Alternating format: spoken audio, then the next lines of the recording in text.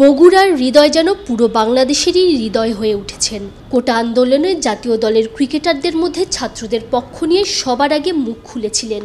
বন্যার্তদের কষ্টও তাওহিদ হৃদয়কে ছুঁয়ে গেছে। টাইগার ব্যাটার ফেসবুকে লিখলেন তাদের নিয়েও, জানালেন সাহায্যের আহ্বান।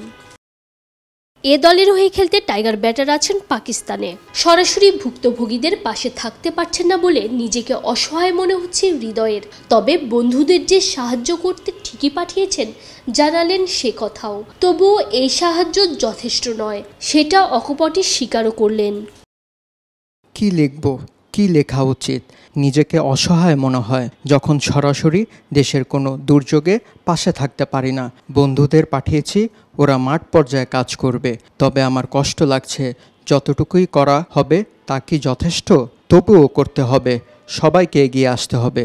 শুধু এখন না, পানি নেমে যাবার পর পর্যন্ত বন্যার্তদের পাশে থাকতে হবে। নৌকা, ওষুধ, বিশুদ্ধ পানি, শুকনা খাবার, যে যেভাবে পারেন। বাংলাদেশকে শুরু থেকেই সংগ্রাম করে বাঁচতে হচ্ছে। হৃদয়ের বিশ্বাস সৃষ্টিকর্তা এবারও সাহায্য করবেন। টাইগার এই ব্যাটার সাহায্যের হাত বাড়িয়ে দিতে বলেছেন যার যার সাধ্য মতো। ব্যাপার না, আমরা জন্ম থেকেই সংগ্রাম করতে জানি, এবারও করব। আল্লাহ এই যাত্রায়ও আমাদের রক্ষা করবেন ইনশাল্লাহ। দুর্যোগ ঘটে গেছে, এখন পুরো বাংলাদেশ মিলে তা মোকাবেলা করার সময়। বসে থাকার সুযোগ নেই, সবাই নিজের সাধ্যমতো এগিয়ে আসি। এটা চিপস, বিস্কিট, বিস্কিট, আপনারা থামুন। চিপসকে চিপস বলতে হবে। আপনারা শান্ত হন। প্রাণ পটাটা, চিপস নাকি বিস্কুট, খেয়ে বুঝে না।